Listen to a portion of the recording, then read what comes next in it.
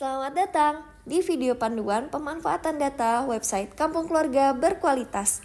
Dalam video ini, kita akan belajar bagaimana memanfaatkan data yang tersedia dalam website Kampung KB untuk mendukung perencanaan kegiatan yang tepat sasaran dan sesuai kebutuhan masyarakat di tingkat desa atau kelurahan. Kampung Keluarga Berkualitas adalah salah satu inovasi dari Kementerian Kependudukan dan Pembangunan Keluarga /BKKBN untuk memperkuat pemberdayaan masyarakat melalui konvergensi program lintas sektor. Kampung KB memiliki 4 program prioritas, yakni penyediaan dokumen data dan kependudukan, peningkatan perubahan perilaku, peningkatan cakupan layanan dan rujukan pada keluarga, serta penataan lingkungan hidup keluarga dan masyarakat. Untuk mencapai 4 sasaran program itu, dibutuhkan sistem monitoring yang jelas dan terintegrasi. Instrumen utamanya dengan menggunakan website Kampung KB. Website ini melaporkan perkembangan Kampung KB menurut klasifikasi serta rincian menurut profil dan intervensi program yang dapat dijadikan bahan monitoring oleh pengelola program di tingkat pusat, provinsi, kabupaten, kota. Melalui pemanfaatan data yang akurat di website Kampung KB, setiap desa dapat melakukan perencanaan, monitoring, dan pengembangan program berbasis kebutuhan masyarakat. Mari kita jelajah website Kampung KB lebih dekat. Di bagian atas website terdapat tab Jelajahi untuk mencari Kampung KB di Indonesia.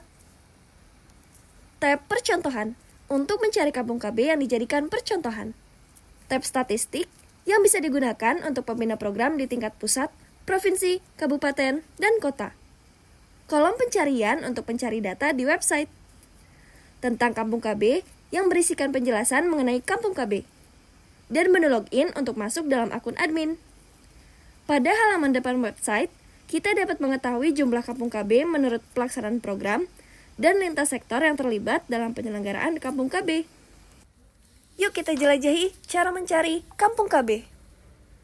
Pertama, bisa melalui tab Jelajahi dengan memasukkan nama provinsi, kabupaten kota, kecamatan, hingga nama desa atau kelurahan, hingga ditemukan profil Kampung KB yang dituju.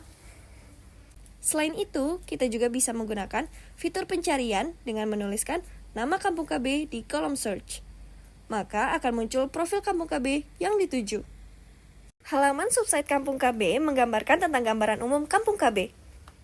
Piramida penduduk yang meliputi jumlah penduduk berdasarkan kelompok umur, persentase keikutsertaan keluarga dalam kelompok kegiatan, jumlah keluarga dengan balita, remaja, lansia, pasangan usia subur dan peserta KB, status badan pengurus, kepemilikan sarana dan prasarana, intervensi kegiatan di tingkat desa atau kelurahan, serta mekanisme operasional. Pada tingkat desa atau kelurahan, data dapat dimanfaatkan oleh pemerintah desa atau kelurahan, Pokja Kampung KB, penyuluh lapangan, dan seluruh kader yang bergerak di masyarakat untuk memantau perkembangan kampung keluarga berkualitasnya. Melalui data ini, kita bisa memantau perkembangan Kampung KB sekaligus menyusun program yang lebih tepat sasaran dan sesuai dengan kebutuhan nyata di lapangan. Data di website Kampung KB dapat dimanfaatkan oleh desa atau kelurahan untuk berbagai hal. Di antaranya, 1. Promosi Kampung KB. 2. Dasar perencanaan kegiatan. 3. Monitoring dan evaluasi target kinerja. Pertama, website Kampung KB dapat digunakan sebagai sarana promosi Kampung KB. Bagaimana caranya? Nah, mari kita lihat subsite Kampung KB di sini. Dengan menampilkan produk unggulan di gambaran umum dan foto produk sebagai ikon dari Kampung KB pada halaman depan subsite, website ini bisa menjadi media promosi yang efektif. Kedua, website Kampung KB dapat digunakan sebagai dasar perencanaan kegiatan. Bagaimana caranya? Dengan memperhatikan piramida penduduk berikut ini. Tampak bahwa banyaknya penduduk yang berada di usia produktif, yakni 10-24 tahun, dapat menjadi dasar dari program prioritas, yaitu kegiatan yang menyasar usia 10-24 tahun beserta keluarganya. Contoh kegiatannya, Karang Taruna, PIK-R, BKR, stimulus pendidikan dan pengetahuan, persiapan pernikahan, dan kegiatan ekonomi untuk usia produktif. Lalu, Berdasarkan komposisi jumlah penduduk di kelompok umur dalam piramida penduduk ini, terlihat bahwa kelompok usia 50-59 tahun memiliki proporsi sebesar 15,2% dari total penduduk.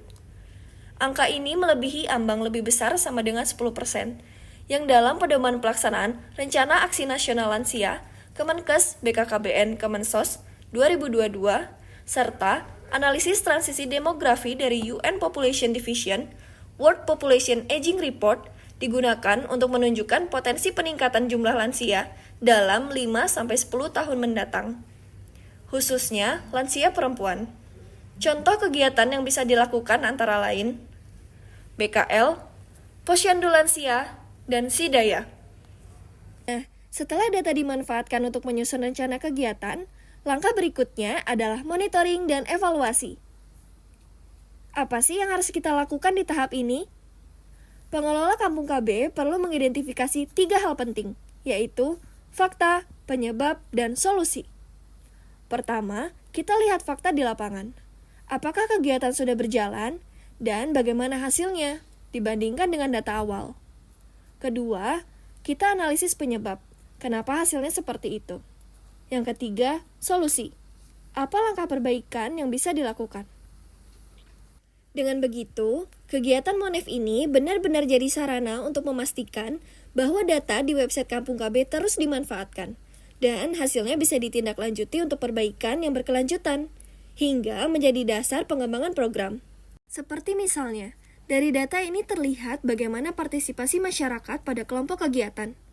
Data menunjukkan PKB telah menjangkau 80,81% keluarga balita.